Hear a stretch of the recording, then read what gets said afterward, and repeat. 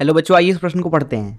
40 centimetre ऊंचे एक चिकने वक्री पथ के बिंदु ए से एक चिकनी वस्तु पथ के सहारे मुक्त रूप से सरकाई जाती है। वक्री पथ के निम्नतम बिंदु पर वस्तु की चाल क्या होगी? पहला तो प्रश्न यह है। दूसरा, यह वस्तु वक्री पथ से संलग्न एक चिकने आनत समतल जैसा कि चित्र में प्रदर्शित है पर कितनी दूरी तक जाएगी? आइए इस प्रश्न की मुख्य अवधारणा की चर्चा करें। मुख्य अवधारणा देखिए, अगर हम किसी एक वस्तु के ऊपर कार्य निकालना चाहते हैं तो कार्य निकालने के लिए मान लीजिए जो वस्तु के ऊपर बल लग रहा है वह नियत है, तो सूत्र दिया जाएगा F सदिश डॉट S सदिश, जहां F सदिश है बल और S सदिश है विस्थापन। इसको लिखा जाएगा F S cos थीटा। इसको आप ऐसे पढ़ सकते हैं कि जो कार्य होता है वो होता है बल गुणे बल की दिशा में विस्थापन, अथवा इसको आप ऐसे भी पढ़ सकते हो कि ये है विस्थापन गुणे विस्थापन की दिशा में बल, अगर बल नियत है तो। इसी अवधारणा का अगर हम यहां पे इस्तेमाल करें गुरुत्वीय बल के कार्य के लिए, मान लीजिए ये वस्तु है कुछ इस तरीके से और ये h ऊंचाई से किसी भी एक पथ से नीचे गिरती है। मान लीजिए जितनी ऊंचाई से ये नीचे गिरती है वो दूरी है h, और ये नीचे मान लीजिए ये धरातल है कुछ इस तरीके से। वस्तु का द्रव्यमान अगर m हो तो गुरुत्वीय बल वस्तु के ऊपर सदैव नीचे की दिशा में लगेगा mg, और वो नियत है, और यहाँ पे विस्थापन भी नीचे हुआ है तो थीटा जो है वो 0 है। तो यहाँ पे कार्य लिखा जाएगा गुरुत्वीय बल के द्वारा वस्तु को, जब हमने h ऊंचाई नीचे लाए अथवा वस्तु h ऊंचाई नीचे गिरा किसी भी पथ से, सीधे भी गिर सकता है टेढ़ा मेढ़ा भी गिर सकता है, तो ये यहाँ पे लिखा जाएगा mg गुणे h, और cos 0 तो एक ही होता है तो यहाँ पे mgh हो जाएगा कार्य। और इस चीज को आप ऐसे भी समझ सकते हो कि गुरुत्वीय बल एक संरक्षी बल है और संरक्षी बल के द्वारा किया गया कार्य पथ पे निर्भर नहीं करता है, वो केवल प्रारंभिक बिंदु और अंतिम बिंदु पे निर्भर करता है। दूसरी चीज यहाँ पे हम ये समझते हैं कार्य ऊर्जा प्रमेय। कार्य ऊर्जा प्रमेय के अनुसार सभी बलों के द्वारा किया गया कार्य जो कि निकाय पे किया जा रहा है वो निकाय की गति ऊर्जा में परिवर्तन के बराबर होता है।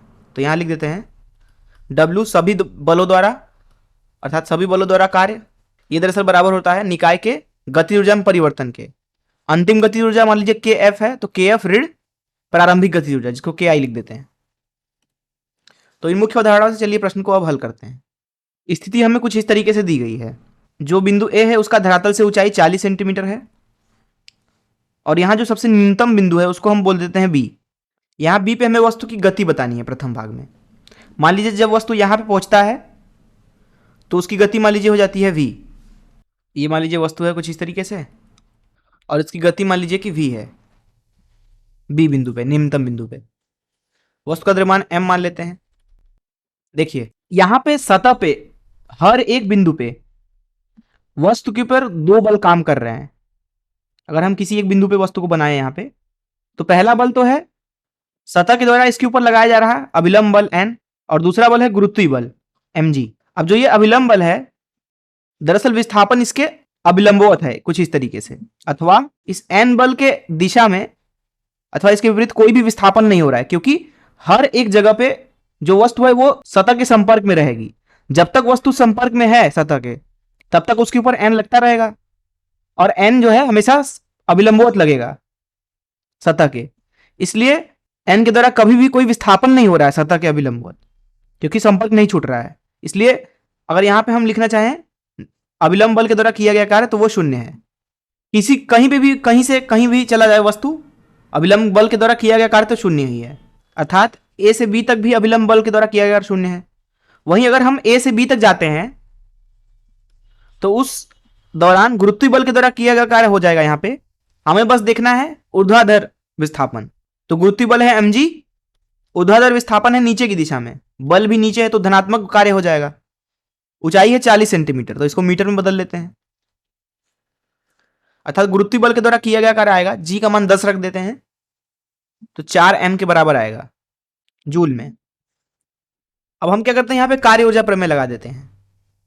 यहां A बिंदु पे इसकी जो चाल थी वो 0 थी, उसको छोड़ दिया सरकने के लिए, तो यहां पे हम लिखेंगे सभी बलों द्वारा किया गया कार्य मतलब कि Wn धन Wg, ये बराबर हो जाएगा गति ऊर्जा में परिवर्तन के, अब हम यहाँ ए से बी के लिए बात कर रहे हैं, ए से बी के लिए, तो ये गति ऊर्जा हो जाएगा के बी ऋण की ए।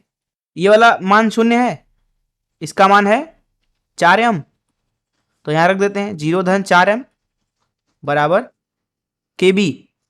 के ए तो शून्य है, क्यों? क्योंकि ए बिंदु पे उसका गति शून्य है। के बी लिखेंगे 1/2 m v का वर्ग। दोनों तरफ अगर देखें तो 4m बराबर 1/2 m v का वर्ग, m कट जाएगा दोनों तरफ से, तो v का वर्ग मिलेगा आपको 8 के बराबर। इसका मतलब है v मिलेगा निम्नतम बिंदु पे चाल 2 वर्गमूल में 2। तो ये तो हो गया प्रथम भाग का उत्तर, ये हो गया प्रथम भाग का उत्तर, v बराबर 2 वर्गमूल में 2। प्रश्न के दूसरे हिस्से में बोला जा रहा है कि जो ये 30 अंश पे चिकना सतह है उस पर कितना दूरी तक वो चढ़ेगा ऊपर। मान लीजिए वस्तु यहां तक चढ़ गई कुछ इस तरीके से, तो ये दूरी मान लीजिए s है, यही हमें निकालना है। दूसरे प्रश्न में हमें s का मान निकालना है। देखिए b से मान लीजिए जितना ऊपर तक जाता है, यहां पे कोई एक बिंदु मान लेते हैं c, तो अब हम b से c तक के लिए ऊर्जा संरक्षण लगाएंगे।